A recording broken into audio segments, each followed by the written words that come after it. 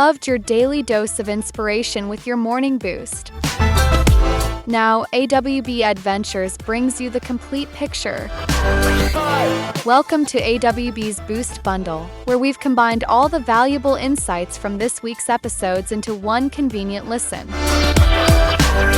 Your leadership deep dive starts now.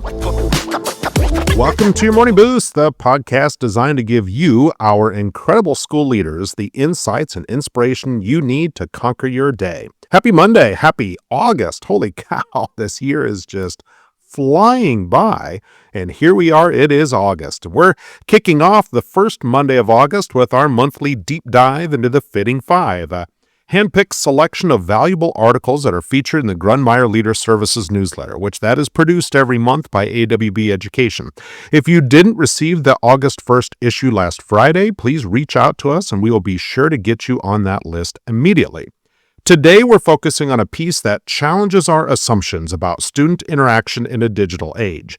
We will be breaking down a fascinating study from EdWeek that reveals how a significant portion of teenagers feel talking to a chatbot is just as satisfying as a conversation with a real person.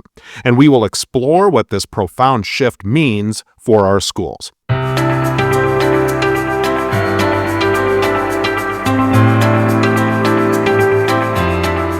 Now, the first article from this month's Fitting Five, a piece in EdWeek titled "1/3 of Teens Are as Satisfied Talking to a Chatbot as a Real Person," presents a finding that is both startling and essential for us to understand. The research from Common Sense Media highlights that a significant number of teenagers are turning to AI companions for everything, from social connection to emotional support. The why is what's most critical for school leaders. These chatbots offer judgment-free, always available interaction. For us as educators, this isn't about fear, it's about a call to action. We must recognize that while AI can be a powerful learning tool, its growing role in our students' lives means we need to double down on what makes a school truly special: authentic human connection. For example, if a student is struggling with a personal issue or a difficult assignment, they may be tempted to turn to a chatbot for a quick answer rather than engaging in a more valuable conversation with a teacher or a counselor. This signals a need to intentionally build environments where students feel safe, seen, and heard by the real people around them. This isn't about competing with technology. It's about ensuring that we are actively cultivating the kind of genuine, empathetic relationships that no algorithm can ever replicate.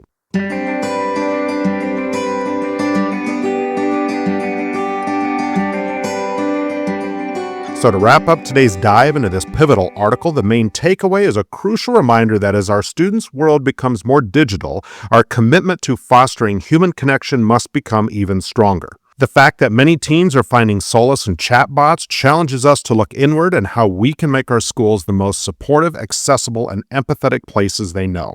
This is an opportunity to highlight the irreplaceable value of a caring teacher who offers a listening ear, a principal who knows a student's name, or a counselor who provides guidance with genuine compassion. It's a powerful lesson that the most important technology in our schools will always be the human heart. Thank you for listening. I hope you have a wonderful Monday, and here we go. Welcome to August. We will talk with you again tomorrow. Ever wish there was a central hub where educators could truly connect? A place to not just learn, but to share your incredible journey and insights with others who get it? Welcome to AWB Education. We believe that when educators come together, we all grow stronger.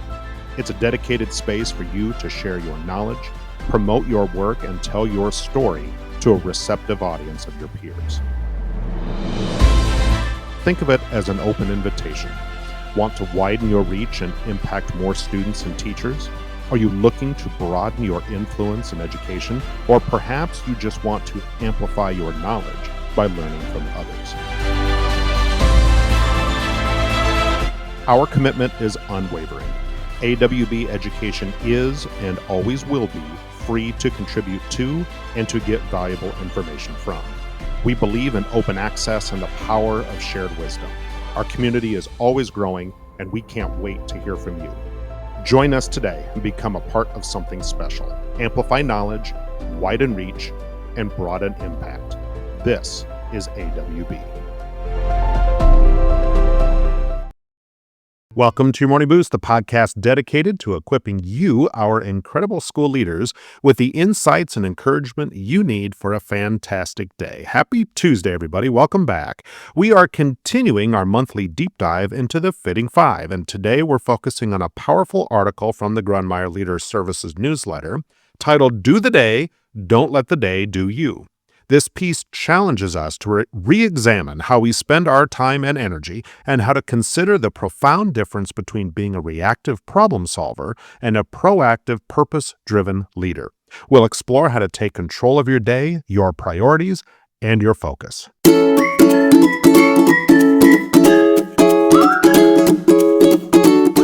So the focus today is on the vital message from the article, Do the Day, Don't Let the Day Do You. Our author, Dr. P.J. Capozzi, opens with a powerful story about an NHL player, T.J. Oshie, and a quote that inspired him. Today I will give all I have, for this moment may never come again. Oshie's own reflection that this is the only thing he has full control over is the perfect anchor for this topic. The article argues that as leaders, we often get a deceptive feeling of accomplishment from being professional problem solvers and fire putter outers. We confuse motion with progress and responsiveness with leadership. For a school leader, this could be spending the entire day answering emails and handling minor student issues, and at the end of the day, feeling busy, but not truly moving the school forward in a meaningful way. The article urges us to stop drifting and start driving. This isn't about working harder. It's about being deliberate with our energy and priorities. It's about anchoring to our purpose instead of chasing urgency. The advice is clear. Take full responsibility for the time you have and lead with a clear intention.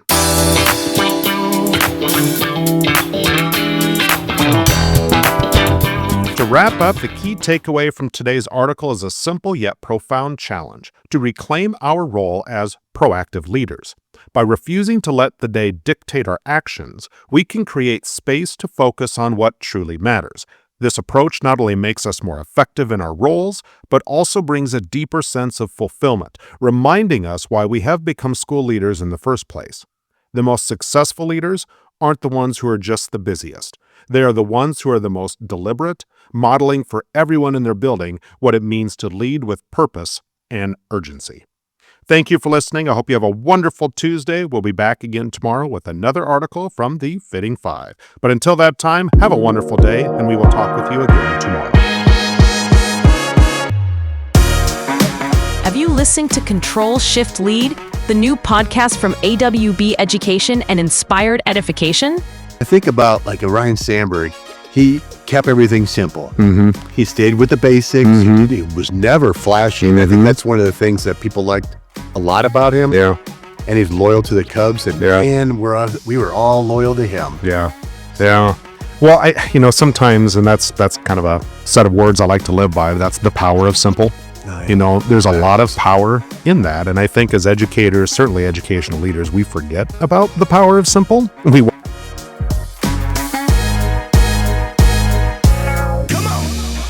If not, you are missing out.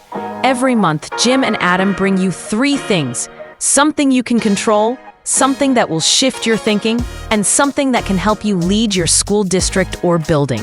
Well, with not just our students, but with our staff as well. And I think of the word vulnerable comes to mind. All the time. Yep. So I'm not going to be vulnerable if I'm not feeling safe mentally or physically.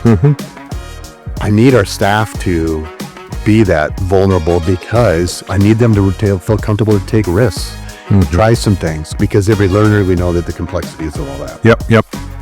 So I was talking to a friend of mine. I was telling, Susan's a therapist, and we were talking, and I was mentioning to her about, I think I leveled up when I became vulnerable with the staff. And I was talking about how I shared my true purpose. Search for Control, Shift, Lead wherever you get your podcasts and start listening today.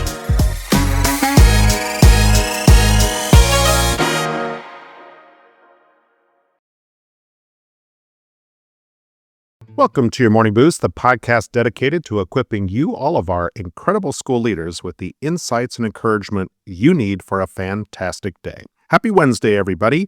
Today we are continuing our monthly deep dive into the Fitting Five, and we are focusing on a critical aspect of school leadership, which is student motivation. We will be exploring a powerful strategy highlighted in an article from EdWeek that suggests a simple policy change could fundamentally shift how our students approach their work. Today, we're going to take this a step further, adding a critical nuance to ensure this practice truly fosters deep learning and avoids a potential trap of simply chasing points.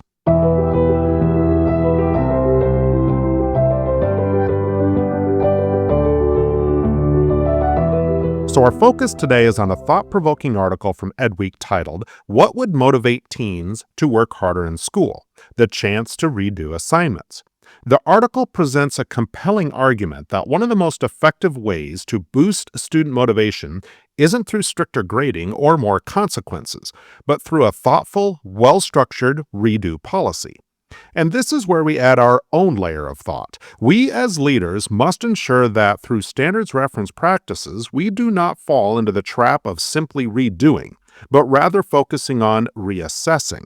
The goal isn't to create a culture of students just chasing points. Instead, the most effective system is one that allows students multiple opportunities to show they have mastered a standard through multiple and varied assessments.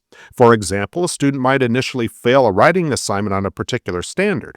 Instead of simply letting them rewrite the same paper for a new grade, we could offer a different, smaller scale reassessment, perhaps a new short paragraph or an oral defense of their understanding if that matches the standard.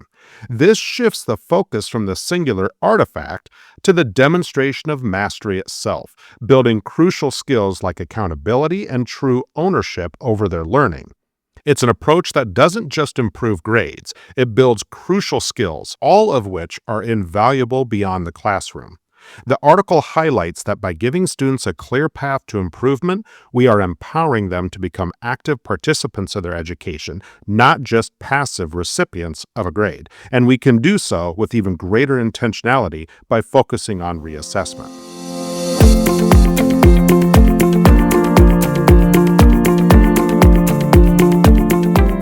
So the key takeaway from this article is that well-designed redo policies can be a powerful lever for change in our schools, especially when we reframe it as a reassessment policy focused on standards mastery. It's an approach that communicates to students that their learning journey is more important than their initial performance and fosters a school culture where mistakes are seen as opportunities for growth, not as failures. A story comes to mind of a high school principal who implemented this standards-based reassessment policy across her school. Initially met with skepticism, the policy ultimately led to not only measurable increase in student engagement, but also a deeper understanding among students of what they actually needed to learn. This simple but intentional shift transformed the school's culture, and more importantly, changed how students saw themselves as learners and what success truly meant. Thank you for listening. I hope you have a wonderful Wednesday. We'll be back again tomorrow and Friday to wrap up our deep dive into the Fitting Five. Again, if you do not already get this newsletter, please reach out to us here at AWB Education. We will get you on that mailing list so you get that again when it comes out on September 1st. Otherwise, have a wonderful day. Thank you for listening. We will talk with you again tomorrow. Hi, I'm Dr. Lisa Hill, a longtime educator of nearly 40 years as a teacher, counselor, professor, and vice principal, and I've seen just about everything public schools can throw at you. And now I'm sharing my tales on my comedy podcast, Vice Principal Unoffaced. It's where school leadership meets laugh out loud stories, from underwear required parent-teacher conferences, yes really, to staff lounge confessions and more you won't believe. I'm telling it all with humor and a whole lot of heart. I also tackle the serious stuff too, like what schools really need to change and those behind-the-scenes moments no one talks about. So if you're ready to laugh, learn, and maybe even cry a little, but mostly laugh, join me and my 90-year-old mom, my unofficial co-host, on Vice Principal Unoffaced. New episodes drop bi-weekly on Apple Podcasts, Spotify, or wherever you get your podcast fix. Trust me, this is one detention you'll actually look forward to. Good morning, school leaders. Happy Thursday. Welcome back to your Morning Boost, the podcast designed to give you the insights you need to lead with purpose and clarity. As we continue our monthly deep dive into the Fitting Five, today we are looking at a thought-provoking article that redefines what it means to be a truly effective leader in a world increasingly shaped by artificial intelligence. We will be exploring why the classic combination of IQ and EQ is no longer enough and introducing a new critical form of intelligence that is becoming the ultimate differentiator for success. Stay with us as we unpack the power of CQ, or contextual intelligence.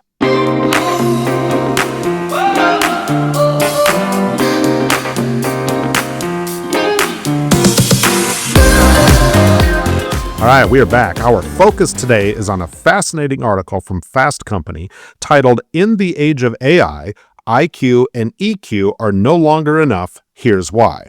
The article argues that while logical intelligence, IQ, and emotional intelligence, EQ, have long been the cornerstones of effective leadership, the rise of AI changes this game. With AI capable of processing data with incredible speed and even generating emotionally nuanced responses, the most valuable human skill is shifting. The article introduces a new imperative, contextual intelligence, or CQ. This isn't just about what you know, IQ, or how you feel, EQ.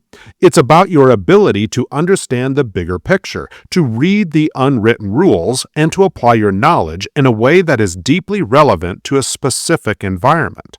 For a school leader, this means an AI can provide data on student test scores and even suggest a template for parent communication, our IQ and EQ. But only a leader with a strong CQ can truly grasp the unique history of their community, the dynamics of their school culture, and the individual circumstances of a family to lead with genuine wisdom and effectiveness. CQ is what allows a leader to make decisions that aren't just correct on paper, but are also sensitive and effective in practice.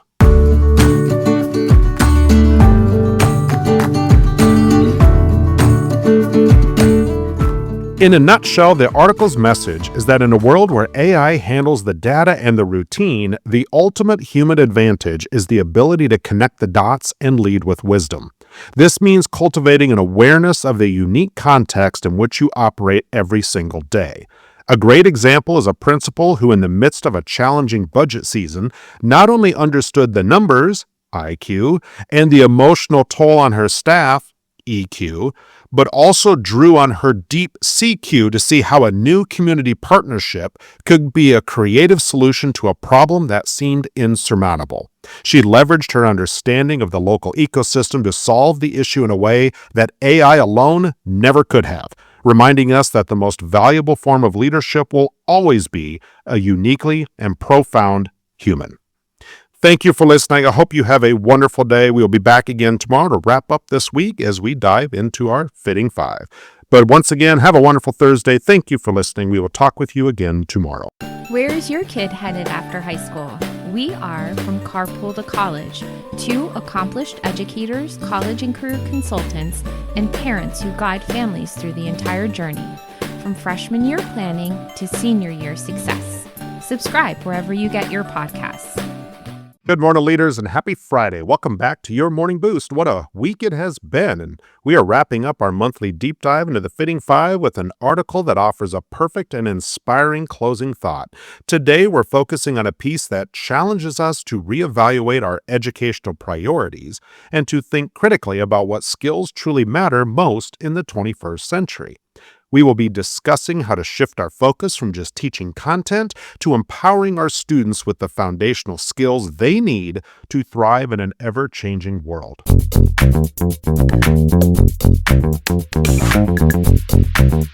Today, we're focusing on a powerful article from Creativity Post titled, "Let's Start Teaching the Skills That Matter Most." The article makes a compelling case that in an age of abundant information and rapid technological change, the ultimate premium is placed not on what you know, but on how you think.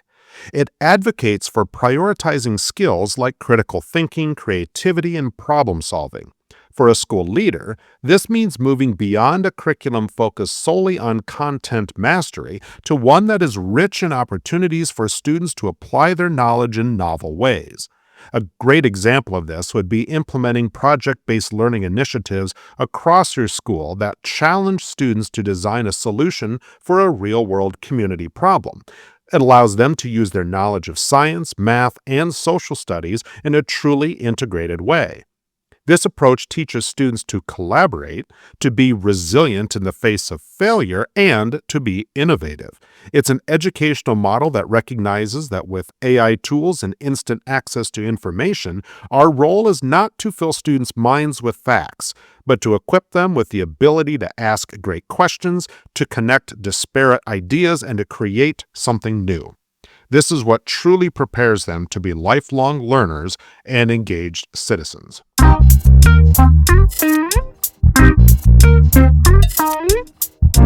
To wrap up our deep dive into the Fitting Five this week, this final article reminds us that our greatest legacy as school leaders will be in the skills we instill in our students. We've seen this week that leadership is about being intentional, fostering human connection, and cultivating a growth-oriented culture. And it all culminates in this. Our ultimate mission is to prepare students to be creative thinkers and problem solvers. If you want to revisit any of the articles we've discussed this week or explore some older issues, you can find these by visiting our webpage at www.awbeducation.org and clicking on our partners page. We hope this week's discussions have provided you with a boost of inspiration and clarity, and I hope you have a wonderful end to your week. Have a great weekend. Have a wonderful Friday. Thank you for listening. As usual, we will talk with you again next week. Thank you for tuning into AWB's Boost Bundle. We trust this collection of your Morning Boost episodes has given you a powerful end to your week. For more daily inspiration and actionable advice, be sure to subscribe to your Morning Boost wherever you get your podcasts. We'll see you next week for more ways to amplify your leadership.